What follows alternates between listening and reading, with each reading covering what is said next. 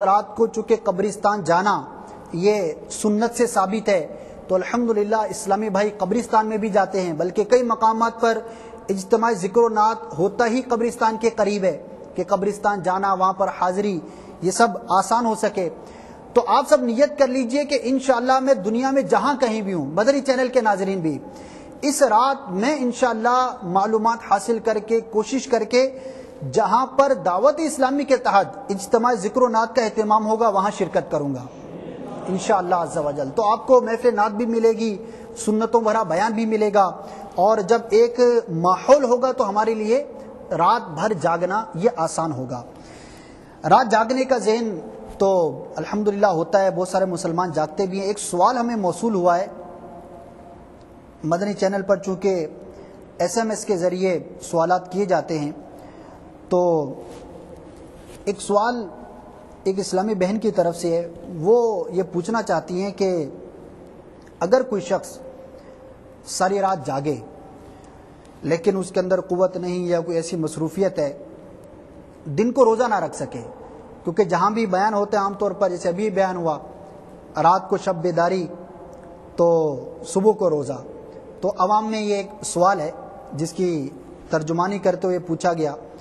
تو اگر کوئی دن میں روزہ نہ رکھ سکے تو کیا اس پر کوئی حرج ہے، کوئی اس کے لیے شرعاً ممانعت ہے؟ ایسی کوئی ممانعت نہیں ہے، جیسا کہ ابھی حدیث پاک آپ نے سنی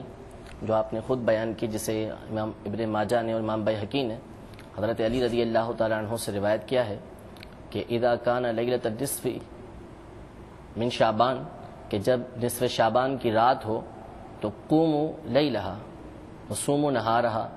کہ اس کی رات میں عبادت کرو اور اس کا دن کا روزہ رکھو۔ لیکن یہ دونوں کے دونوں مستحب عمل ہیں۔ حضور علیہ الصلوۃ والسلام کی عادت کریمہ تھی کہ شعبان کے اندر جو ہے وہ کثرت کے ساتھ روزے رکھا کرتے تھے، بلکہ بعض روایتوں میں کہ پورے کے پورے شعبان کے روزے رکھ لیا کرتے تھے، لیکن یہ فرض یا واجب نہیں ہے رکھنا۔ حضور علیہ الصلوۃ والسلام کا طریقہ ہے اور ایک اچھا عمل ہے، ثواب ہے اس کے اوپر۔ تو اگر کوئی شخص ساری رات عبادت کرتا ہے تو اسے چاہیے کہ وہ ان دونوں احکام پر عمل کر لے کہ قوموا لیلہا، رات وہ جاگ کے گزارے، وہ صوموا نہارہا، دن کے اندر وہ روزہ رکھے۔ لیکن بالفرض اگر وہ صبح روزہ نہیں رکھ سکتا، اس کی مصروفیت ایسی ہے، کام کاج کرتا ہے کہ جس کی وجہ سے روزے کی وجہ سے اس میں کمزوری ہو جاتی ہے اور وہ کام کاج نہیں کر سکتا، یا اس کے علاوہ کوئی اور اس کی مجبوری ہے کہ جس کی وجہ سے وہ روزہ نہیں رکھ سکتا، تو اس کے اوپر کوئی ایسا حرج نہیں کہ وہ گناہگار ہوگا یا اس کو اس رات کی عبادت کا ثواب نہیں ملے گا، ایسا نہیں۔ رات کی عبادت کا ثواب اسے حاصل ہوگا، اور اگر وہ قوت رکھتا ہے تو اسے چاہیے کہ وہ دن کا روزہ بھی رکھے اگر کوئی مجبوری نہیں ہے اس کے ساتھ۔ لیکن بالفرض اگر وہ نہیں رکھ پایا تو اس کے اوپر کوئی حرج نہیں ہے، ممانعت نہیں ہے اس کے لیے۔ ماشاءاللہ، رات جاگنے کا تذکرہ ہو رہا ہے، اور جیسا کہ ہم دیکھتے بھی ہیں، سنا بھی ہے، اور روایتوں میں بھی ہے کہ سرکار علیہ الصلوۃ والسلام اس رات قبرستان تشریف لے گئے، بلکہ ایک سے زائد روایتیں حضرت عائشہ صدیقہ رضی اللہ تعالی عنہا کے حوالے سے بھی ہیں، مختلف الفاظ سے مختلف روایتیں۔ تو یہ دیکھا گیا ہے کہ بعض جگہوں پر عورتیں بھی قبرستان جاتی ہیں، تو یہ بتائیے ہمارے مدنی چینل کے ناظرین کے لیے کہ یہ سوال بھی آیا ہے مدنی چینل پر کہ عورتوں کا اس رات قبرستان جانا شرعاً کیسا؟ صرف اسی رات کا حکم نہیں ہے، عورتوں کے لیے مطلقاً قبرستان جانے کی اجازت نہیں ہے۔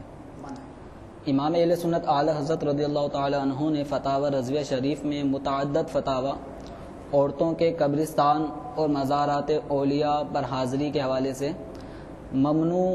حکم اس میں ذکر فرمایا ہے، اور ایک مستقل رسالہ جمل النور فی نہی النساء عن زیارت القبور امام اہل سنت رضی اللہ تعالی عنہ نے تحریر فرمایا۔ اس میں دلائل شرعیہ سے ثابت کیا ہے کہ عورتوں کا مزارات اولیاء پر حاضری دینا، اسی طرح قبرستان میں جانا یہ ممنوع ہے، عورتوں کو اس سے منع کیا جائے گا، جس طرح مساجد میں آنے جانے سے عورتوں کو منع کیا جاتا ہے۔ وجہ یہی ہے کہ اس میں فتنہ پھیلنے کا شدید اندیشہ ہے، تو شریعت مطہرہ فتنوں کا سد باب فرماتی ہے، اس لیے امام اہل سنت رضی اللہ تعالی عنہ کا یہ رسالہ جو تخریج شدہ فتاوی رضویہ کی 9ویں جلد میں مذکور ہے، اس رسالے کو ضرور بھی ضرور ہمارے وہ اسلامی بھائی جنہیں اس حوالے سے خدشات ہیں کہ عورتوں کو قبرستان میں جانے کی اجازت کیوں نہیں ہے، تو وہ اس رسالے کو پڑھیں گے، انشاءاللہ ان کے ان خدشات کا اس میں ازالہ ہو جائے گا۔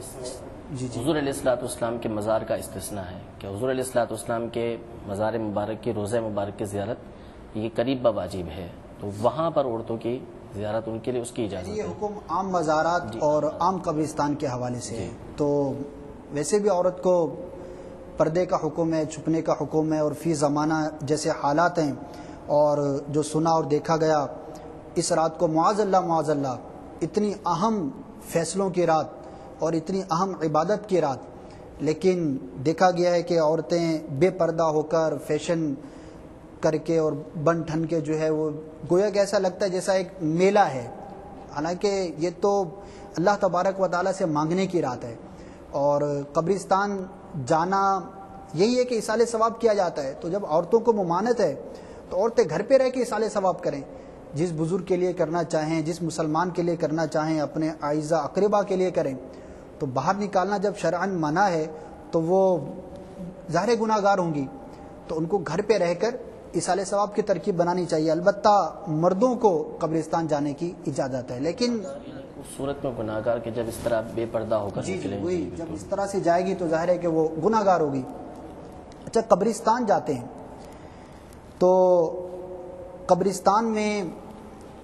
موم بتی جلاتے ہیں، اگربتی جلاتے ہیں، اسی طرح سے پھول وغیرہ بھی ڈالتے ہیں۔ تو بعض اوقات لوگوں کے ذہنوں میں سوال پیدا ہوتا ہے کہ یہ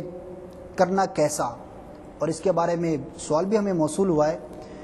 تو دو چیزیں، ایک تو اگربتی جلانا اور موم بتی جلانا، اور دوسرا قبروں پر پھول ڈالنا۔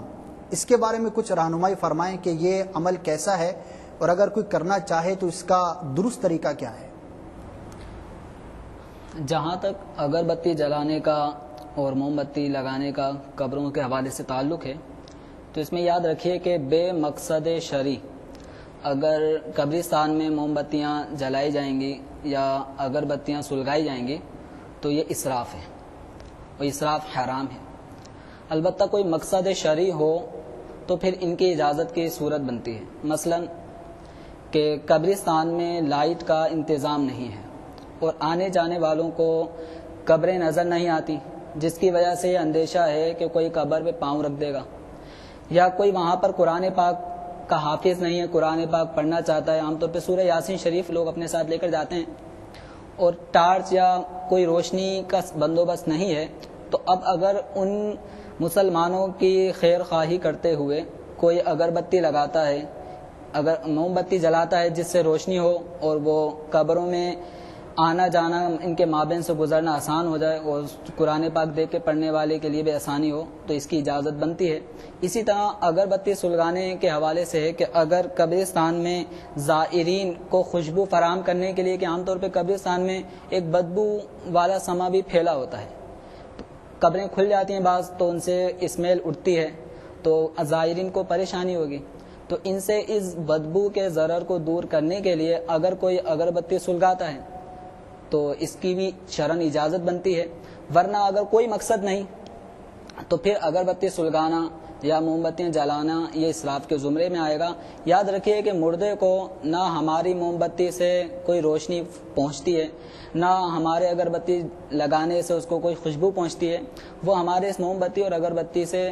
بالکل بے نیاز ہے، اسے اس کی کوئی ضرورت اور حاجت نہیں ہے۔ دوسرا جو آپ نے سوال پوچھا، جو آپ نے فرمایا کہ اگر مقصد شرعی ہے، یعنی درست نیت ہے، مسلمانوں کی آسانی کے لیے یا راستے کا اندھیرا دور کرنے کے لیے موم بتی لگائے، یا مسلمانوں کو راحت پہنچے، خوشبو پہنچے، اس کے لیے اگربتی لگائے، تو یہ قبر کے اوپر لگانا چاہیے یا سائڈ پر، اس کے بارے میں کیا فرمائیں؟ ماشاءاللہ یہ بہت اچھی بات کی طرف آپ نے توجہ دلائی ہے۔ عام طور پہ ہمارے یہاں پر لوگ علم دین سے چونکہ دور ہیں تو وہ قبر کو اس طرح موم بتیاں لگاتے ہیں جس طرح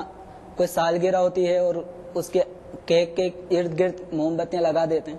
تو لوگ جہالت میں قبر کے چاروں طرف موم بتی اور مختلف دیے لگاتے ہیں۔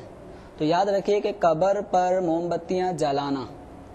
یہ جائز نہیں، اسی طرح اگربتیاں جلا کر قبر میں گاڑ دیتے ہیں تو یہ بھی شرعاً جائز نہیں ہے۔ اگر مقصد شرعی ہو تو ان موم بتیوں اور اگربتیوں کو قبر سے دور ہٹا کر پھر جلا سکتے ہیں. مطلب اوپر نہ لگائیں, عین قبر پہ نہ لگائیں, تھوڑا ہٹ کے قبر سے دور ہٹ کے پھر ان چیزوں کو لگا سکتے ہیں. ٹھیک ہے. دوسرا سوال اس میں یہ شامل تھا کہ قبر پر پھول ڈالتے ہیں, جی گلاب کے پھول عام طور پر ڈالے جاتے ہیں, اس کے بارے میں کیا؟ قبر کے اوپر پھول پتیاں ڈالنا یا مختلف قسم کے چھوٹے موٹے پودے لگا دینا شرعاً یہ جائز, مستحسن اور عذاب قبر میں تخفیف کا باعث ہے. امام بخاری رحمۃ اللہ تعالی علیہ نے کتاب الجنائز میں پورا ایک باب قائم فرمایا ہے, باب الجرید علی القبر, یعنی قبر کے اوپر کوئی شاخ لگا دینا. اس باب کے تحت امام بخاری رحمۃ اللہ تعالی علیہ حضرت سیدنا عبداللہ بن عباس رضی اللہ تعالیٰ عنہما سے ایک روایت نقل کرتے ہیں. فرماتے ہیں کہ ایک مرتبہ رسول اکرم صلی اللہ تعالی علیہ وآلہ وسلم نے فرمایا کہ